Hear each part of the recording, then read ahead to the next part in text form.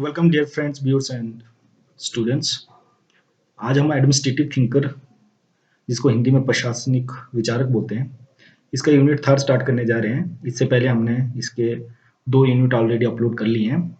तो इस यूनिट को समझने से पहले उन दोनों यूनिट को ज़रूर देखिए, जिनके लिंक इस वीडियो के डिस्क्रिप्शन में आपको मिल जाएंगे। तो एडमिनिस्ट्रेटिव थिंकर का जो पैटर्न होता है कि कैसे पूछा जाता है, तो इसमें मैंने आपको पहले भी बताया, इसमें 2 प्रकार के क्वेश्चन बनते हैं। एक जो थिंकर के लाइफ के बारे में पढ़ना, उसका लाइफ स्केच के बारे में पढ़ना, और उसकी क्या-क्या थ्योरीज जो उसने दी है उसके बारे में हमने पढ़ना होता है। तो आगे बढ़ने से पहले एक बार आप लोगों को फिर से रिमाइंड कर देना चाहता हूँ कि जिन लोगों ने हमारे चैनल ई टीचर को अब तक सब्सक्राइब नहीं किया है, वो प्लीज सब्सक्राइब कर दें और प्रेस भी करें बेल आइकन को, ताकि उनको नई वीडियोज की नोटिफिकेशन मिलती रहे। तो आगे बढ़ते हैं इसकी सिलेबस की ओर। तो यूनिट थर्ड में भी हम 2 थिंकर्स के बारे में पढ़ने जा रहे हैं। पहला है मैक्स वेबर, इनका ब्रीफ लाइफ स्केच करना है। फिर इनकी थ्योरी है अथॉरिटी के बारे में, उसका स्ट्रक्चर कैसा है, और थ्योरी ऑफ ब्यूरोक्रेसी।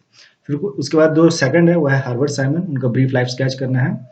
उनकी जो क्लासिफिकेशन ऑफ डिसीजन मेकिंग कैसे करनी है उसके बारे में, क्या क्या स्टेप्स लिए जाते हैं डिसीजन मेकिंग में। और लास्ट टॉपिक इसमें है साइमन की जो बाउंडर रैशनैलिटी मॉडल है डिसीजन मेकिंग में, वो हमने पढ़ना है। तो मैक्स वेबर स्टार्ट करते हैं इनकी लाइफ स्केच से। तो ब्यूरोक्रेसी, अगर नौकरशाही के बारे में अगर हम बात करें, चर्चा करें, तो जो सबसे पहला थिंकर आता है जिसने अच्छे से काम किया है ब्यूरोक्रेसी पे, वो है मैक्स वेबर। तो आज जितने भी सोशल साइंसेज की जितनी भी थ्योरीज है, किसी भी किताब को, सोशल साइंस की किताब को आप पकड़ के देख लो, तो उसमें मैक्स वेबर का नाम जरूर आता है। तो मैक्स वेबर का जो पूरा नाम है वो मैक्समिलियन कार्ल एमिल वेबर है, और इनका जन्म 1864 में हुआ था एक वेल्थी फैमिली में, जो कि जर्मनी में है। उसके बाद 1884 में उन्होंने अपनी यूनिवर्सिटी की एजुकेशन पूरी की, और 1889 में उन्होंने अपनी पीएचडी की डिग्री भी प्राप्त की मेडिवल ट्रेनिंग कंपनी से। उसके बाद उन्होंने यूनिवर्सिटी ऑफ बर्लिन ज्वाइन किया और वहाँ पे एज ए लीगल इंस्ट्रक्टर के तौर पर काम किया।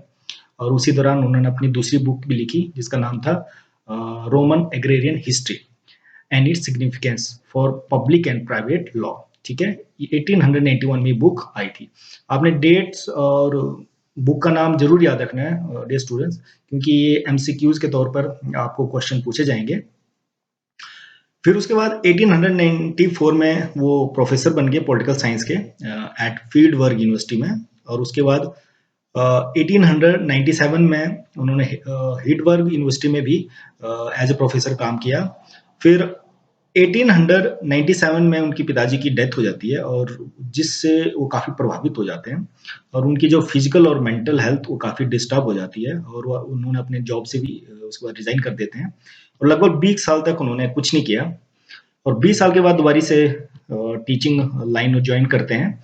अब लेकिन उनका जो इंटरेस्ट है वो थोड़ा चेंज हो जाता है, और वो इंटरेस्ट जो बढ़ता है किसकी ओर, लॉ, इकोनॉमी और सोशियोलॉजी के सब्जेक्ट की ओर।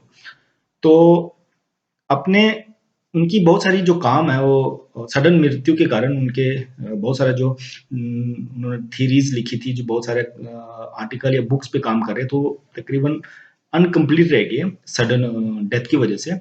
लेकिन बहुत सारी उन्होंने फेमस बुक्स लिखी है, उनके नाम और डेट अपनी याद रखनी है। जैसे पहली यहाँ पे मैं बोल रहा हूँ the theory of social and economical organisation, उसके बाद ये है 1947 में। उसके बाद नेक्स्ट बुक है the Protestant ethics and spirit of capitalism, ये है 1904 में। तो इनके लाइफ स्केच के बाद आप डायरेक्टली हम जो टॉपिक उन्होंने एक दिया हुआ है इस पर हम बात करेंगे, वो है the theory of authority. Authority के बारे में आपने लोगों ने बहुत बारी सुना होगा, पढ़ा भी होगा, और इस थ्योरी अथॉरिटी को बहुत से लोग कंपेयर करते हैं पावर के साथ। लेकिन एक्चुअल में अथॉरिटी पावर होती क्या है, इसके बारे में हम यहाँ पे पढ़ने जा रहे हैं। तो अगर हम मैक्स वेबर की जो एडमिनिस्ट्रेशन या जो इन्होंने थीरीज दी है, वो मेनली थी, इन्होंने काफी सारी थीरीज, जो मेन थीरीज दी है उसको हम यहाँ पे पढ़ने जा रहे हैं। एक है डोमिनेशन, किस क्या होती है, लीडरशिप क्या होती है, और लेक्टिमेसी क्या होती है, जिसको हिंदी में डोमिनेशन बोलते हैं, प्रभु तत्व। लीडरशिप आ गया फिर आपके नेतृत्व, और लेक्टिमेसी हो गया आपका कानूनी अध्ययन या कानूनी पढ़ाई बोल सकते हैं। तो इन तीनों टॉपिक को, डोमिनेशन, लीडरशिप और लेक्टिमेसी को, उन्होंने किस कॉन्टेक्स्ट में जिन्होंने स्टडी करके उन्होंने अपनी थीरीज दी, वो जिस कॉन्टेक्स्ट में उन्होंने अपनी स्टडी की वो है रिलीजन और सोसाइटी को देख के, कि डोमिनेशन क्या है, लीडरशिप क्या है और लेजिटिमेसी होती कैसी है। ये रिलीजन और सोसाइटी के साथ कंपेयर करके उन्होंने अपने जो थीरीज थी और किस प्रकार से लीडरशिप हो सकती है उसको लोगों के सामने रखा, और जिसको वो बहुत सारे थिंकर्स ने भी एक्सेप्ट किया। ठीक है, तो इसी प्रकार से उन्होंने जो डिफ्रेंशिएट किया, अलग किया कि क्या अथॉरिटी कैसे अलग होती है, पावर क्या होती है और कंट्रोल क्या होता है। तो अब हम बात करते हैं, मैंने बोला जैसे कि थ्योरी और अथॉरिटी और जो पावर है वो दोनों कोरिलेटेड है। तो आप लोगों ने पढ़ा होगा कि कई लोग बोलते हैं कि मैं ये बहुत पावरफुल है, ये कुछ भी कर सकता है। तो पावर की अगर डेफिनेशन बोले तो पावर मीन अगर कोई इंसान जब अपने बिल जो इसकी इच्छा है उसके अंतर्गत किसी दूसरे इंसान से कोई काम करवाने में सफल हो जाता है, चाहे वो इंसान उस चीज के रेजिस्टेंस करे या माने न माने, लेकिन उसकी इच्छा ना होने के कारण में जब अपनी बात को किसी से मनवाता है, उस काम को करवाता है, तो ऐसी स्थिति में बोलेंगे कि वो इंसान पावरफुल है या उसके पास पावर।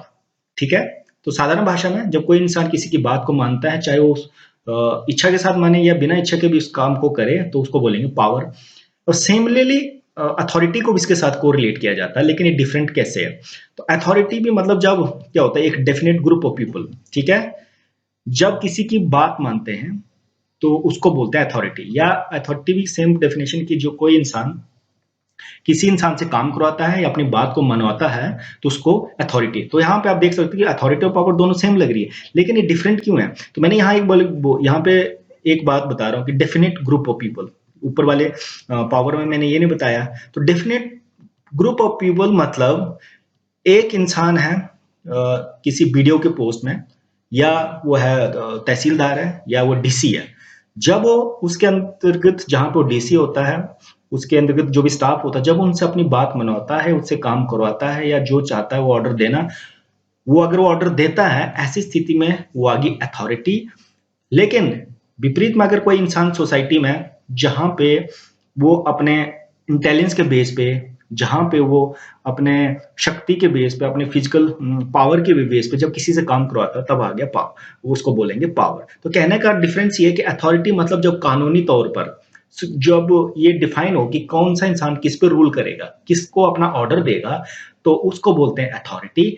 जब पावर का मतलब है जब कोई इंसान किसी अपनी इंटेलिजेंस के बेस पे, अपनी पावर, अपनी फिजिकल पावर के बेस पे जब किसी से काम करवाता है, तो आपकी आ गई पावर। तो अथॉरिटी मतलब गवर्नमेंट हो गया, लीगल हो गया, या रूल के आधार पे जब किसी को आप किसी काम कराने का अधिकार देते हो, तो वो आ गया आपकी अथॉरिटी। तो इसको हम बोलते हैं ये है लेजिटिमेट या कानूनी तौर पे। तो इस प्रकार से हम बोल सकते हैं जो मॉडर्न अथॉरिटी, जो आज के टाइम में अगर कोई जो चीफ मिनिस्टर है, प्रेसिडेंट है, डीसी है, वो आप पे अगर कोई रूल बना रहा है, वो आप पे कोई कानून बना रहा है, तो उसको बोलेंगे अथॉरिटी, जो लेजिटिमेट या कानूनी तौर पर उस इंसान को दी गई है। ठीक है, तो लेजिटिमेट का मतलब है कानूनी तौर पर किसी रूल पे, रेगुलेशन पे या कॉन्स्टिट्यूशन के आधार पे जब हम किसी को किसी काम को करने का अधिकार देते हैं, तो आपकी अथॉरिटी आएगी। लेकिन विपरीत में जब सोसाइटी में कोई इंसान जिसको बिना किसी रूल, रेगुलेशन या कॉन्स्टिट्यूशन के आधार पे कोई पावर ना दिए जाने के बावजूद को किसी से कोई काम करवाता है या अपनी इच्छा को के अनुसार किसी से अपनी बात मनवाता है, तो आगे आपकी पावर। तो ये डिफरेंस है पावर और अथॉरिटी का। अब हम बात करते हैं यहाँ पे अथॉरिटी क्या होती है, किस समय आप मानेंगे कि यहाँ पे अथॉरिटी एग्जीक्यूट हो रही है, और अथॉरिटी में कौन कौन से लोग इन्वॉल्व होते हैं। थोड़ा ये थ्योरेटिकल पार्ट है, इसको थोड़ा समझना पड़ेगा आराम से। और डीपली पढ़ने के लिए मैं आपको रिकमेंड कर रहा हूँ book Prasad and Prasad, administrative thinker की बुक आएगी इंग्लिश वालों के लिए, तो आराम से उसको आप पढ़ सकते हैं। तो अब जो अथॉरिटी, उसमें कौन कौन से लोग इन्वॉल्व होते हैं, इसमें मैंने यहाँ लिखे 5 प्रकार के लोग या 5 एसेंशियल कंपोनेंट्स बोल सकते हैं कि अथॉरिटी में। पहला बोलते हैं एनी इंडिविजुअल और body of individual who rule. तो कहने का अर्थ है पहला कौन होते हैं, वो लोग जो रूल करते हैं। वो एक भी हो सकता है, एक से ज्यादा भी हो सकता है। कहने का अर्थ है जैसे प्रेसिडेंट एक है, अगर हम गवर्नमेंट की बात करते हैं, जो गवर्नमेंट होता है उसमें प्राइम मिनिस्टर होता है, उसके साथ दूसरे लोग भी होते हैं, उसके मंत्रीगण। और चीफ मिनिस्टर की बात करें तो उसके साथ और भी लोग होते हैं। तो ये लोग कौन कर रहे हैं, जो रूल करते हैं, जो अपना ऑर्डर करेंगे। जैसे अगर डीसी की बात करें तो डीसी के साथ और भी लोग होंगे जो रूल करेंगे। ठीक है, दूसरा ग्रुप लोग कौन होंगे, जो उस ऑर्डर को जो मानेंगे। ठीक है, मतलब जिन पे रूल किया जाएगा या रूल को मानेंगे, अथॉरिटी को मानेंगे, या जिन पे रूल किया जाएगा। कहने का कि जनता जनता वो बॉडी आ गई या वो लोग आ गए जिन पे जो रूल करने वाले रूल करेंगे। दो लोग इन्वॉल्व हो गए। तीसरा क्या होता है, बोलता है the will of the ruler to influence the conduct of the ruled and expression that will command. अब बोलता है क्या है कि जिन पे जो रूलर है वो रूल करता है, अपनी इच्छा अपनी विल को जाहिर करके उनसे काम करवाता है, तो उसको क्या बोलेंगे कि वो कमांड है। ठीक है, अब किसी से कोई आप काम कराओगे, किसी को से अपनी बात मनाओगे, तो वो क्या हुआ, कमांड होगी, वो आदेश हो गया। उस आदेश को जिस पे आपने रूल किया उसने उसको माना। तीन प्रकार का कंपोनेंट हो गया। चौथे प्रकार का कंपोनेंट है कि evidence of the influence of the ruler in terms of degree of command. अब आप कैसे मानोगे कि कमांड जो है या जिसने रूल करने वाले में अपना विल अपनी इच्छा को जाहिर किया या अपने अधिकार से, अपने पावर से, अपने अथॉरिटी से उससे दूसरे से काम करवाया, ये कैसे पता चलेगा? ऐसा पता चलेगा जब आप बोलोगे कि आपने 10 बजे तक काम करना है या 10 बजे से 5 बजे तक काम करना है। जब जितने डिग्री से जितने प्रतिशत वो आपकी बात मानता है, तो उस डिग्री के हिसाब से बोल सकते हैं कि वो उस इंसान पे आपने कमांड की। अब सपोज करते कि किसी पे आप बोलते कि आपने 10 दिन काम करना है, तो 10 दिन के 10 दिन मान जाता, तो एक इंसान बोलता नहीं मैं 5 दिन ही काम करूंगा। तो यहाँ पे आप देख सकते हैं कि कौन इंसान कितनी डिग्री तक या कितनी आपको बात को मानता, जितनी उसकी बात को मान रहा है, तो उस डिग्री को, उस प्रभाव को बोलेंगे कमांड। तो यहाँ पे थोड़ा ये डिफरेंस आ सकती है कि कमांड जो अथॉरिटी और सब पे इक्वली नहीं जा सकती है। अथॉरिटी का मतलब जो आप जो रूलर है उसकी बात को मानेगा, उस बात को जब मानेगा तब हम बोलेंगे कमांड एग्जीक्यूट हुई है। जब अगर आप उसकी बात मानी नहीं तो कमांड कैसी हुई? उसके बाद नेक्स्ट पार्ट है कि कुछ जो कमांड होती है उसके डायरेक्ट और इनडायरेक्ट एविडेंसेस मिलते हैं। एविडेंसेस मतलब कहने का अर्थ है कि आपको पता लगता है सबूत की क्या उसने ये चीज को, जैसे कि आपने बोला है किसी मंत्रीगण या रूल बनते कि आपने इस चीज का उल्लंघन नहीं करना है, आपने कोविड के टाइम में मास्क पहन के रखना है। तो जब आप उस चीज को पालन करते हो तो डायरेक्ट आता है। इनडायरेक्ट मतलब आप किसी चीज को मान तो रहे हो, उसको जैसे मास्क लगा नहीं रहे हो लेकिन बात को मानते हो कि हाँ ये नहीं लगाना चाहिए। तो कहने का अर्थ है कि जो जिसको इन्फ्लुएंस है, जो कमांड का आपको डायरेक्ट और इनडायरेक्ट सबूत मिल सकते हैं। तो ये 5 तत्व हैं या कंपोनेंट्स हैं, हम मानते हैं कि अथॉरिटी में जो इन्वॉल्व होते हैं।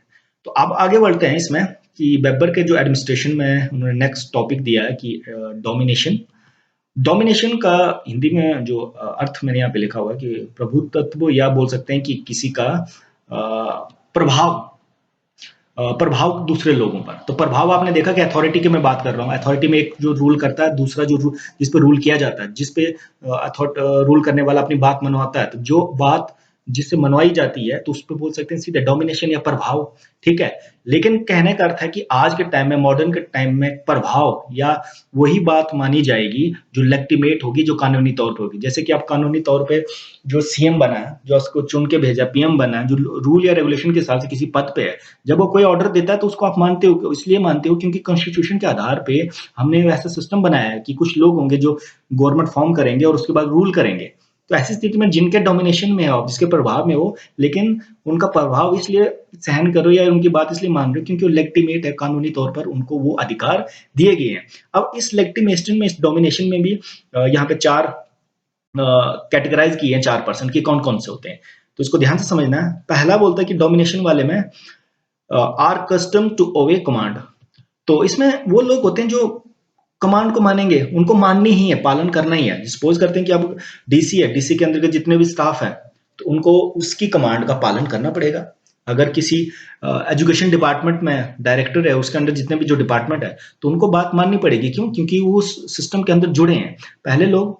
दूसरा बोलता है कि personally interested in seeing existing domination continue because they deserve benefit। अब कुछ लोग अब डोमिनेशन के अंदर क्यों आना चाहते हैं? हम लोग सरकार के अंदर क्यों रहना चाहते हैं? एक देश से अलग क्यों नहीं रहते हैं? इसलिए देश के साथ इसलिए जुड़े हैं, एक गवर्नमेंट के अंदर इसलिए जुड़े हैं ताकि हमें सभी प्रकार की फैसिलिटीज मिले, हमें बेनिफिट्स मिले। ठीक है, हमें एजुकेशन मिले, हेल्थ की फैसिलिटी मिले, ट्रांसपोर्ट की फैसिलिटी। ये कब मिलेगी? जब आप एक सिस्टम के अंदर, एक डोमिनेशन के अंदर, एक रूल जो कर रहे हैं उनके अंतर्गत आप जुड़ेंगे। ठीक है, नेक्स्ट पॉइंट इसमें बोलता है कि डोमिनेशन के अंदर हम क्यों जुड़ते हैं कि participate in the domination in the sense that exercise function is divided among them. तो अब हम क्यों, देखो हम आज जनता है या सारे लोग जानते हैं, कुछ लोग रूल कर रहे हैं, तो आप इस डोमिनेशन के अंदर क्यों जुड़े हैं? क्योंकि कल परसों आप सोच सकते हैं कि ठीक है, जो लोग कल परसों मैं भी इस एडमिनिस्ट्रेशन में जा सकता हूँ, मैं पॉलिटिक्स में जा सकता हूँ और पॉलिटिक्स में जाके मैं खुद रूल कर सकता हूँ, ये पावर मुझे भी मिल सकती है और मैं भी लोगों पर रूल कर सकता हूँ, इसलिए भी लोग जुड़ते हैं, इसलिए डोमिनेशन का पार्ट बनते हैं। नेक्स्ट है hold themselves in readiness for the exercise of these function. तो कुछ लोग इसलिए जुड़े होते हैं, वो चाहते हैं कि मैं इस पूरे सिस्टम का पार्ट हूँ और कल परसों मुझे भी पावर मिल सकती है, मैं भी डोमिनेशन कर सकता हूँ और मुझे और भी इस सिस्टम के अंदर जुड़ूंगा तो मुझे बहुत सारे बेनिफिट्स मिलेंगे। तो वो इसलिए इस सिस्टम के साथ जुड़े रहते हैं और साथ में हर काम उस काम को करने के लिए रेडी रहते हैं जो उस डोमिनेशन के अंदर मिला होता है। ठीक है, अब हम एक सिस्टम के अंदर जुड़े हैं, तो मैंने अगर पढ़ाई की हुई है तो मैं इस डोमिनेशन के अंदर जो मुझे रूल कर रहे हैं उसी रूल के अंतर्गत अगर मुझे जॉब करने का मौका मिलता है, ठीक है, तो जॉब करने के बाद मैं जो मुझे जॉब दी जाती है, जो मैं पढ़ाई करने के बाद जो मुझे फंक्शन दिया जाता है, उसको काम करने के लिए तैयार रहूंगा। तो डोमिनेशन को थोड़ा सा थ्योरेटिकल पार्ट है, इसको थोड़ा आराम से समझने का मतलब ये है कि एक किसी कोई भी इंसान जो किसी सिस्टम के अंदर जुड़ता है, किसी प्रभाव के अंदर जुड़ता है जहां पे कुछ लोग रूल करते हैं और कुछ लोग रूल मानने के लिए तैयार होते हैं, इसलिए तैयार होते हैं कि उनको भी लगता है कि जो रूल दूसरे लोग कर रहे हैं कल परसों हम भी करेंगे, हमें भी इसका मौका मिलेगा, तो हमें मौका मिलने के लिए हमें इस डोमिनेशन के अंदर, सिस्टम के अंदर जुड़ना पड़ेगा। अब अथॉरिटी, अब तक समझ चुके हैं कि अथॉरिटी मतलब जब किसी पे कानूनी तौर पर कोई अधिकार मिलता है किसी से काम करवाने का, वो आपकी अथॉरिटी आ गई। और अथॉरिटी तीन प्रकार की है मैक्स वेबर के हिसाब से। पहला है ट्रेडिशनल अथॉरिटी है। ट्रेडिशनल अथॉरिटी मतलब ऐसा कल्चर या कस्टम जिसके अंतर्गत ट्रेडिशनली जो अथॉरिटी ट्रांसफर होते हैं। जैसे कि आपने देखा कि एक राजा, जब वो राजा मर जाता है या उसके बाद उसका पुत्र आ जाता है, तो वो उसका पूरा राज्य कारोबार उसको मिल जाता है। तो एक परंपरा बनी हुई है जिसको, जिसमें वो दूसरे पे एक के बाद दूसरा राजा आता है, दूसरे बाद दूसरा राजा आता है, तो दूसरे लोगों पर राज करते रहते। ऐसे सिस्टम जो पुराने टाइप का, तो उसको बोलते हैं ट्रेडिशनल अथॉरिटी, मतलब राज करना जो किसी पे अपना अधिकार या अपना कमांड दे रहा है। उसके बाद नेक्स्ट इन्होंने नाम दिया है क्रिज्मेटिक अथॉरिटी। कृष्माई का मतलब होता है कई बार ऐसे लोग राज्य में उभर के आ जाते हैं जिनका कोई ट्रेडिशनल या जिनका कोई पौराणिक ऐसी अधिकार नहीं होते हैं, नहीं उनका कोई ऐसा वंश ऐसा नहीं होता कि जो पहले से कोई अधिकार कर रहे हैं या किसी पर राज कर रहा है, ऐसा सिस्टम नहीं है। तो अचानक ही वो उभर के आ जाते हैं। वो इसलिए उभर के आते हैं कि उनमें या तो कोई इंटेलिजेंस हो या ऐसी क्वालिटी हो या ऐसी फिजिकल शक्ति हो, पावर हो, जिससे लोग उनको मानना शुरू करते हैं, उनके अधिकार में आना शुरू करते हैं, उनके जो अथॉरिटी है या उनकी बात को मानना शुरू कर दे। तो ऐसे सिस्टम में ऐसे लीडरशिप को बोलते हैं क्रिस्मेटिक बोलते हैं या क्रिस्मेटिक अथॉरिटी बोलते हैं। नेक्स्ट जो आज के टाइम में, मॉडर्न टाइम में चलती है, वो है लीगल रैशनल। लीगल रैशनल मतलब कानूनी तौर पर की सोच समझ कर जब हम किसी इंसान को चुनते हैं और उसको कानूनी तौर पर अधिकार मिलता है कि आप ये कानून बना सकते हैं, दूसरों पे अपनी कमांड दे सकते हैं, तो ऐसी स्थिति में बोलते हैं लीगल रैशनल अथॉरिटी जो आज के समय में चल रही है। जैसे कि संविधान के अंतर्गत हम, हमारा प्रेसिडेंट चुना जाता है, हमारे प्राइम मिनिस्टर चुना जाता है, हमारा चीफ मिनिस्टर चुना जाता है।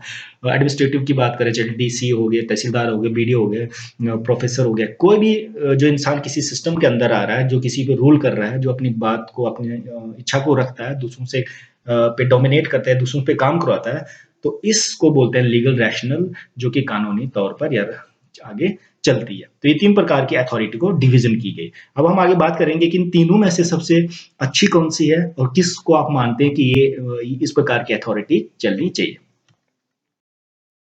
तो डेयर स्टूडेंट, अब हम आगे बढ़ते हैं इनके मेन टॉपिक की ओर, जिसका नाम है ब्यूरोक्रेसी, जिसको हिंदी में बोलते हैं नौकरशाही। ठीक है, तो ब्यूरोक्रेसी जो टर्म है, जो शब्द वो पहली बार किसने आजाद किया, वो किया है विंसेंट डी गोर्ने ने, जो कि एक फ्रेंच के इकोनॉमिक्स थे 1975 में। और ये फ्रेंच के जिस शब्द से आजाद हुआ है उसका नाम है ब्यूरोमानिया, और जिसका मतलब है कोई ब्यूरो या डेस्क। ब्यूरो डेस्क का मतलब होता है कमरा या ऐसा स्थान जहाँ पे डेस्क के साथ चेयर लगा के कोई इंसान काम करता है, अपनी अथॉरिटी चलाता है। तो ऐसी स्थिति में उसको बोलते हैं, ऐसे सिस्टम को बोलते हैं ब्यूरोमानिया।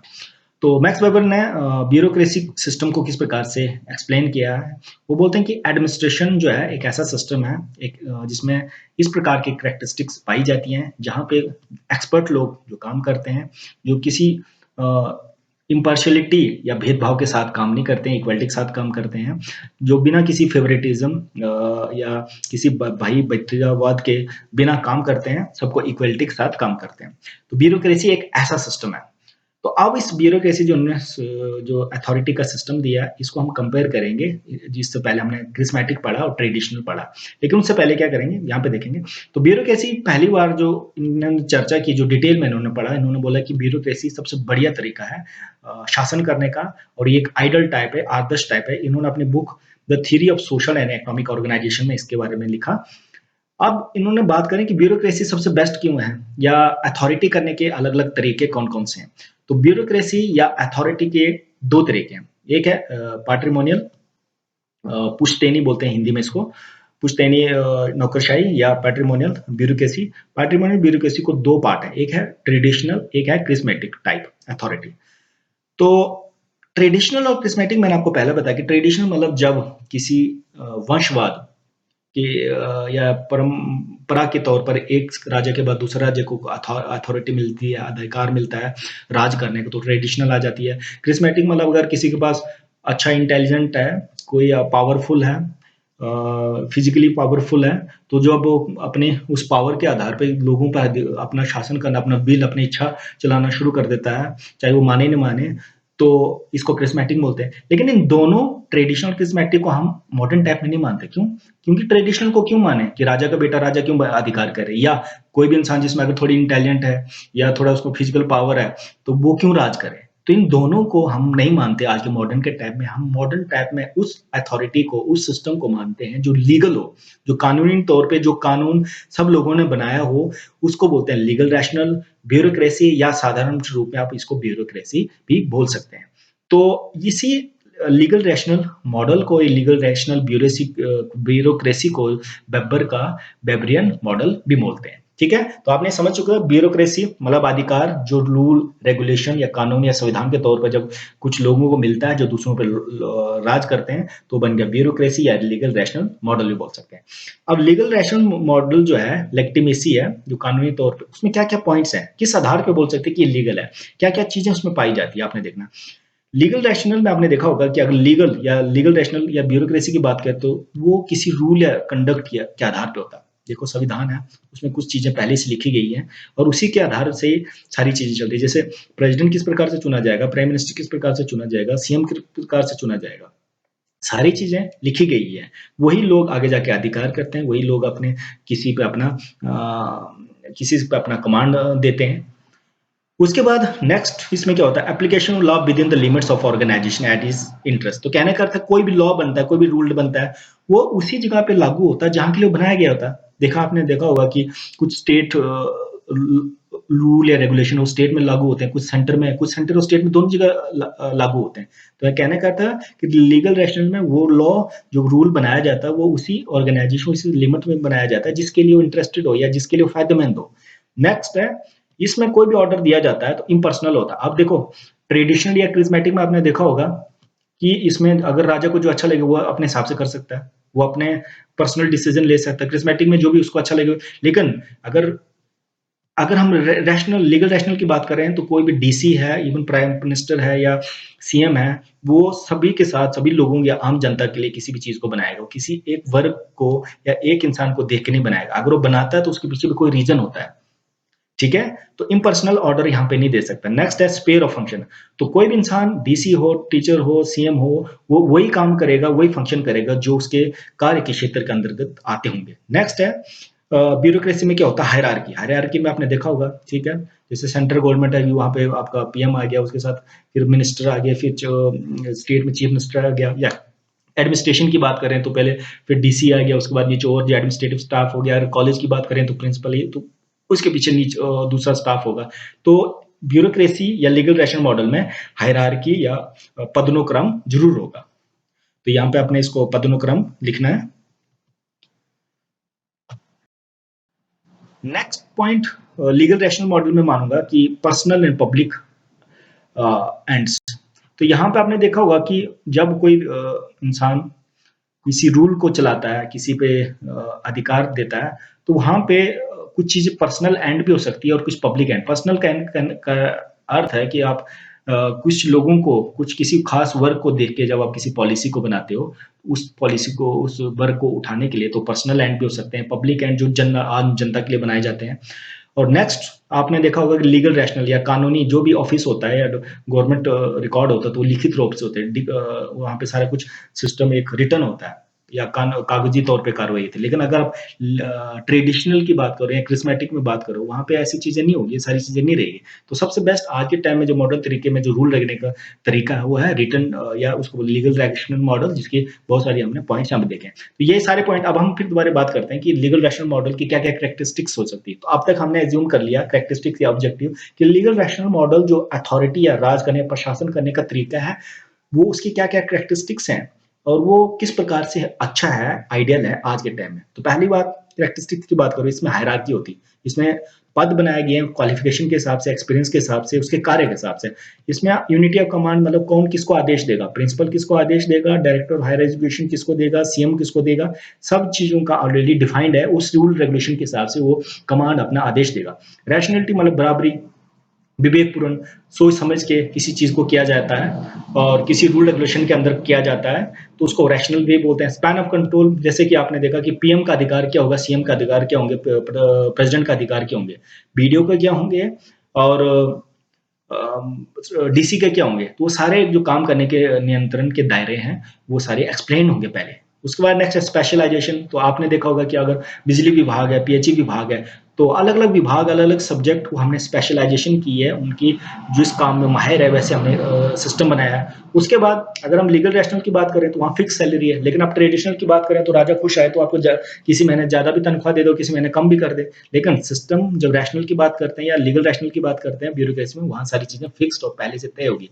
पहले से आपका जो कार्यकाल है वो तय होगा, आपका स्पेस ऑफ वर्क आप काम करेंगे वो तय होगा।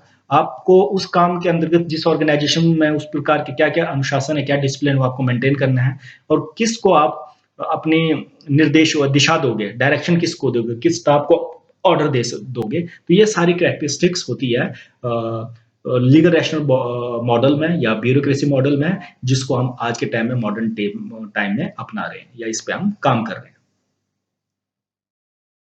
डियर फ्रेंड्स, हम अब आगे बढ़ते हैं नेक्स्ट थिंकर की ओर, जिसका नाम है हर्बर्ट साइमन। तो इनका ब्रीफ लाइफ स्केच स्टार्ट करते हैं। इनका पूरा नाम है हर्बर्ट अलेक्जेंडर साइमन और इनका जन्म 15 जून को हुआ था 1916 में। एक अमेरिकन इकोनॉमिक्स और पॉलिटिकल साइंटिस्ट थे ये, जिन्होंने कॉग्निटिव साइकोलॉजिस्ट की भी पढ़ाई भी की थी। और इनका जो मेन इंटरेस्ट था या रिसर्च जिसमें इन्होंने किया वो है डिसीजन मेकिंग पे, कि ऑर्गेनाइजेशन के अंदर डिसीजन किस प्रकार से लिए जाए।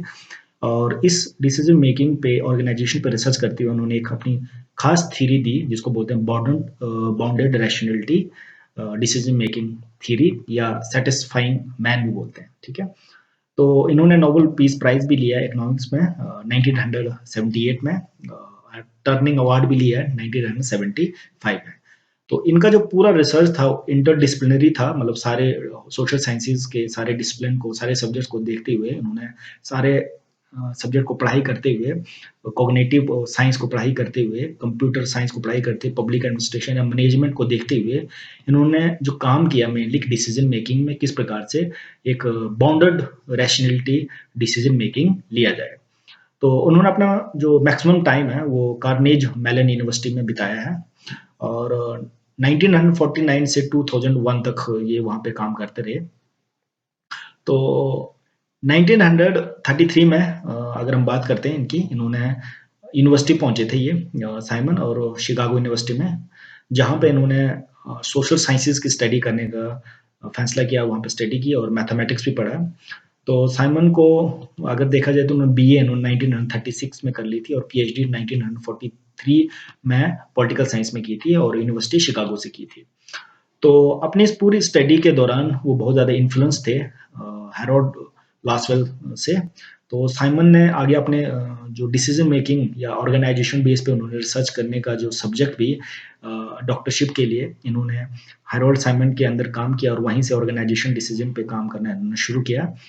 तो इनका जो मृत्यु है वो फरवरी 9 2001 में हुई। तो जैसा कि मैंने आपको बताया कि हरमन साइमन ने मेनली काम किया था डिसीजन मेकिंग पे, ऑर्गेनाइजेशन थीरीज को पढ़ते हुए, बहुत सारे इंटरडिसिप्लिनरी सब्जेक्ट को पढ़ते हुए इन्होंने बताया कि किस प्रकार से एक आर्टिफिशियल इंटेलिजेंस हो या इंफॉर्मेशन प्रोसेसिंग कैसे करके डिसीजन मेकिंग कैसा किया जाए या ऑर्गेनाइजेशन के अंदर प्रॉब्लम सॉल्विंग कैसे किया जाए। तो जो इन्होंने एक खास बुक लिखी थी जिसमें उन्होंने डिसीजन मेकिंग के बारे में बात की थी, उस बुक का नाम था एडमिनिस्ट्रेटिव बिहेवियर, जिनमें उन्होंने डिटेल में बताया कि ऑर्गेनाइजेशन में जो ऑर्गेनाइजेशन डिपेंड करता है या ऑर्गेनाइजेशन का मेन प्रिंसिपल है डिसीजन मेकिंग। अगर आप डिसीजन सही लेते तो आपकी ऑर्गेनाइजेशन अच्छे से काम करेगी। अगर आपकी ऑर्गेनाइजेशन अच्छे से काम की, अच्छे डिसीजन पे काम करेगी तो एक अच्छा रिजल्ट देगी और अपने ऑब्जेक्टिव्स को आराम से पा सकेगी। अब इनकी कुछ पब्लिकेशंस हैं जिनके बारे में हम देखेंगे। मैंने हिंदी में नहीं लिखा है, आपने इंग्लिश में ही इनको याद करने की कोशिश करना है, क्योंकि हिंदी में अगर लिखेंगे तो इनका पूरा मीनिंग चेंज हो जाता है। तो आप इन्हीं इंग्लिश में लिखते हुए इनको हिंदी में लिख सकते हैं, लेकिन ट्रांसलेट करने की जरूरत नहीं है। तो 1947 में इन्होंने लिखी थी administrative behaviour, study of decision making process in administrative organisation. फिर मॉडल्स ऑफ मैन, फिर the new science of management decision, फिर the science of artificial human problem solving, model of bounded rationality, reason in human affairs. तो आपने हर book के title को और उनकी date को जरूर याद रखना है। अब हम बढ़ते हैं आगे डिसीजन मेकिंग की ओर। डिसीजन मेकिंग आपने डियर स्टूडेंट फर्स्ट ईयर में भी पढ़ा था। तो मैंने 2-3 डेफिनेशन लिखी है, तो पहले इन डेफिनेशन को पढ़ते हैं, फिर उसके बाद मैं आपको इसका कंक्लूजन दूंगा कि एक्चुअल में डिसीजन मेकिंग है क्या। तो ये पहला जो वेबस्टर इन डिक्शनरी डिफाइन करता है, बोलता है decision making is a act of determining one's on mind upon an opinion or course of action. ठीक है, कहने का अर्थ है कि जब कोई इंसान जिसके पास बहुत सारे ओपिनियन होते हैं, जब आपने बोलते कि राय दो मुझे किसी बात पे कि कैसे करना चाहिए या इस काम को कैसा करना चाहिए, इस ऑप्शन में से कौन सा चुनना चाहिए, जब आप पहले तो ऑप्शन क्रिएट करते हो और उस ऑप्शंस में, उन ओपिनियंस में, जो आपकी रायों में से जो आपको बेस्ट लगती है, जो आप किसी को बताते हो, तो वो डिसीजन मेकिंग है इस डेफिनेशन के हिसाब से। ठीक है, उसके बाद टेरी क्या बोलता है, बोलता selection of one behaviour alternative from two or more possible alternative. कहने का अर्थ है कि जब आप कोई डिसीजन लेते हो, किसी बात को आगे रखते हो, किसी ऑप्शन में से एक ऑप्शन को चुनते हो, तो उस सिलेक्शन का वो आपका वेवर है। जब आप किसी बात को बताते हो, आप बता रहे हो कि आपका इस बात पे आप सहमत हो, आपके हिसाब से ये बात ठीक है। ठीक है, तो आप सिलेक्शन करते हो नंबर ऑफ बिहेवियर से, नंबर ऑफ अल्टरनेटिव में से किसी एक चीज को। आगे बोलता है सकलर हर्सन की decision making government, in government की बात कर रहे हैं आपकी, गवर्नमेंट की एक प्लूरल एक्टिविटी है। प्लूरल मतलब एक से ज्यादा लोग इन्वॉल्व होते हैं और एक के बाद एक दूसरा स्टेप लेके हम एक फाइनल स्टेप पे पहुंचते हैं। तो इसमें बोलते हैं जो प्लूरल एक्टिव मतलब कुछ लोग जो वन इंडिविजुअल में प्रोनाउंस अ डिसीजन। अब एक डिसीजन बनता है जिसको प्रधानमंत्री प्रोनाउंस करता है, लेकिन उस डिसीजन को, उस जिस स्कीम को, जिस बात को उन्होंने आगे रखना है, उसको रखने के लिए बहुत सारे लोग इन्वॉल्व होते हैं। बहुत सारे लोग उस प्रोसेस को, जैसे कि अगर आपने बोला कि कोविड में के दौरान कब लॉकडाउन लगाना है, कितने प्रतिशत लॉकडाउन लगाना है, तो उसके पीछे बहुत सारे लोग एडमिनिस्ट्रेशन में जो जुड़े हैं, उनकी राय ली जाती है, जो हेल्थ में उनकी राय ली जाती है, सिक्योरिटी वालों की राय ली जाती है, जनता की राय ली जाती है, और सभी की राय लेने के बाद, सबको एनालिसिस करने के बाद एक डिसीजन जो एक इंसान प्रोनाउंस करता है, तो उसको बोलते हैं डिसीजन मेकिंग। कहने का अर्थ है शॉर्ट में, जब किसी विषय पर बहुत सारे अल्टरनेटिव, बहुत सारे ऑप्शंस के बाद जब एक डिसीजन को चूज किया जाता है, एक ऑप्शन को चूज किया जाता है जो सबसे बेस्ट होता है, उस इंसान के हिसाब से जो डिसीजन लेता है, या उन लोगों के हिसाब से जो डिसीजन, जो मानते हैं कि ये चीज सही है, तो उस पूरे सिस्टम को बोलते हैं डिसीजन मेकिंग।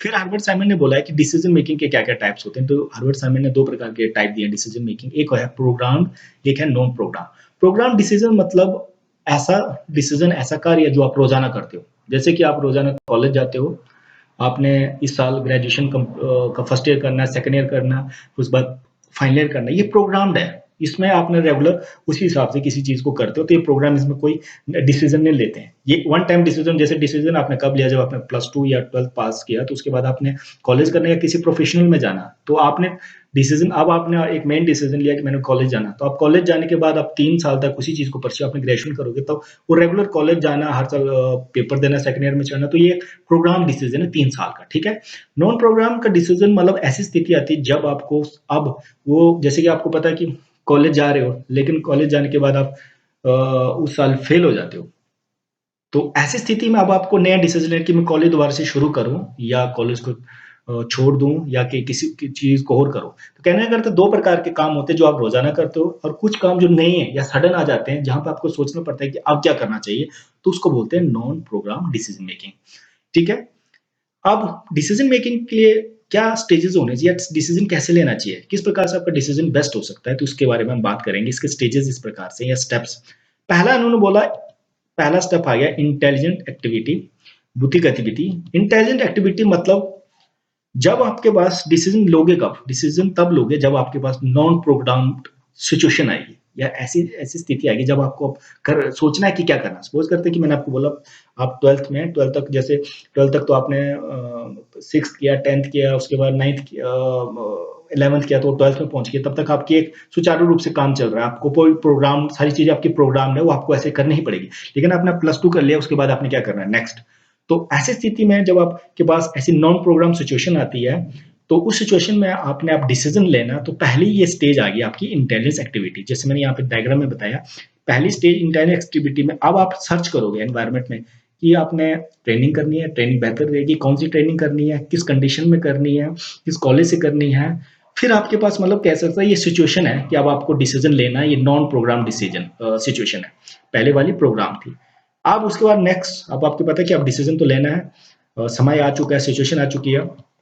अब आप नेक्स्ट स्टेज पे चले जाते हो जिसको बोलते हैं डिजाइन एक्टिविटी। डिजाइन एक्टिविटी में अब आप क्या करोगे, पॉसिबल जो आपके अल्टरनेटिव ऑप्शन क्रिएट करोगे। अब आप बताओ, इसमें फिर आप इन्वर्ट करोगे, डेवलप करोगे, एनालाइज करोगे, सर्च करोगे। आप देखोगे कि मैं कॉलेज जा सकता हूँ, कौन से कॉलेज में जा सकता हूँ, दिल्ली से जा सकता हूँ, विद इन द स्टेट जा सकता हूँ, कोई प्रोफेशनल कॉलेज जा सकता हूँ। तो आपने सब ऑप्शंस को पहले क्रिएट करना है, स्टेप बाय स्टेप लिखना है। फिर उसके बाद जो आपको बेस्ट लगता है कि हाँ ये मेरे लिए बेहतर रहेगा, तब उस स्टेज को बोलते हैं चॉइस एक्टिविटी। जब उसमें से आप एक सिलेक्ट करते हो, एक कोर्स को, एक ऑप्शन को, तो आपका फाइनल स्टेज आ गई चॉइस एक्टिविटी। तो इस प्रकार से 3 स्टेजेस आती है डिसीजन मेकिंग की। अब हम हर्बर्ट साइमन का जो मेन इन्होंने एक टॉपिक या जो थ्योरी दी है उसके बारे में पढ़ने जा रहे हैं। इसका नाम है बाउंडेड रैशनैलिटी मॉडल। तो सबसे पहले इनका इन दोनों शब्दों का मतलब जानेंगे। बाउंडेड रैशनैलिटी 2 शब्दों से बना है। बाउंडेड का मतलब होता है, शायद आपने हिंदी में थोड़ा सुना होगा, लिमिट्स। ठीक है ना, किसी लिमिट, किसी दायरे के अंदर किसी चीज को करना, उसको बोलते हैं बाउंडेड। ठीक है। रैशनैलिटी का मतलब बेस्ट, ऑप्टिमल, या बोल सकते हैं सबसे अच्छा। ठीक है। तो आपने लिमिट के अंदर रह के, एक दायरे के अंदर रह के सबसे अच्छा, सबसे बेस्ट, सबसे ऑप्टिमल जब आप डिसीजन लेते हो, कोई निर्णय लेते हो, तो आपका बाउंडेड रैशनैलिटी डिसीजन मेकिंग आता है। ठीक है। अब क्या आपको लगता है कि इसमें इसको पूरे जो स्लाइड है इसकी मैं थोड़ा ब्रीफ में आपको बताने की कोशिश करूंगा कि क्या हर इंसान अपने लाइफ में बेस्ट डिसीजन या पहले तो बात यह आती थी कि सबसे क्या रैशनल, सबसे अच्छा डिसीजन ले पाता है कोई इंसान अपने जिंदगी में कि नहीं।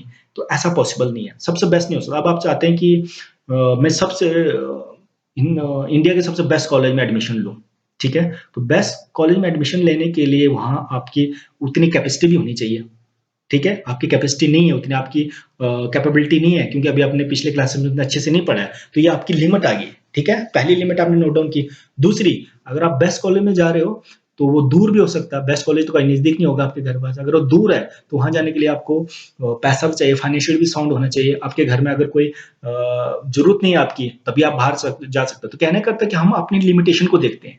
तो अपनी लिमिटेशन को, अपनी सीमाओं को देखते हुए जब हम किसी डिसीजन को लेते हैं, तो आ गया आपका बाउंडेड रैशनैलिटी में। और ऐसे डिसीजन में हम क्या करते हैं, ऐसा डिसीजन कौन सा होता है, वो होता है सेटिस्फाइंग, जिसमें हम सेटिस्फायर हैं, जिसमें हम सेटिस्फाई होते हैं। दूसरे शब्दों में आप बोलें कि आपने किसी डिसीजन को लेने जा रहे हो, डिसीजन ये है कि आपने कहीं पे घूमने जाना है ऐसी जगह पे जो हिली एरिया हो। अब आपने हिली एरिया के जब कंपैरिजन करना, आप बोलेंगे ठीक है मैं बाहर फॉरेन में कंट्रीज में जाता हूँ, स्विट्जरलैंड में जाता हूँ, और वहां पे जो हिली एरियाज या जो आपने देखना है, तो ऐसी स्थिति में अब आपका डिसीजन लेना है, तो वहां जाने के लिए आपको एक तो समय ज्यादा लगेगा, आपका फाइनेंस ज्यादा लगेगा, आपको उसके बारे में पता नहीं, ये सारी आपकी लिमिटेशन है। तो इन लिमिटेशन को देखते हुए आप ऐसी जगह को चूज करते हो। सपोज करते हैं कि आप सोचते हो कि ठीक है, जो चीजें मैंने ऐसे प्रकृति देखनी है वो मैं जाके इंडिया के किसी और भाग में जाके क्यों नहीं देख लूं। अगर आप मनाली चले जाओगे तो सेम चीज आपको मिल जाएगी। तो आपने अपने डिसीजन को, अपने लिमिटेशन को देखते हुए अपने डिसीजन को जब लेते हो, तो उसको बोलते हैं बाउंडेड रैशनैलिटी, अपनी सीमाओं के आधार पे। और उस स्थिति में आप क्या करते हो, अपने आप को सेटिस्फाइंग मानते हो और आप उस सही चीज से सेटिस्फाई हो। तो इस पूरे सिस्टम को, इस पूरे डिसीजन को बोलते हैं हम बाउंडेड रैशनैलिटी मॉडल।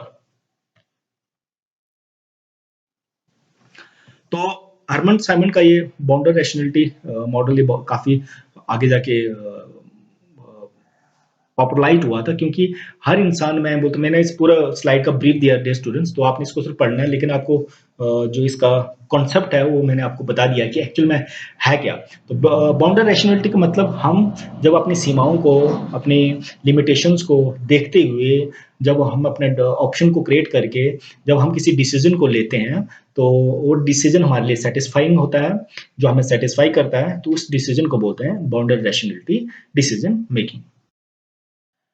तो डियर स्टूडेंट, इसी के साथ पूरा यूनिट ये खत्म हो चुका है। तो अगर आपको वीडियो अच्छा लगा, इसको लाइक भी करना है और शेयर भी करना है, और साथ में सब्सक्राइब करना है हमारे ई टीचर चैनल को, और प्रेस भी करना है बेल आइकन को, ताकि आपको न्यू वीडियोस की नोटिफिकेशन मिलती रहे। तो मिलते हैं इसके चौथे यूनिट में।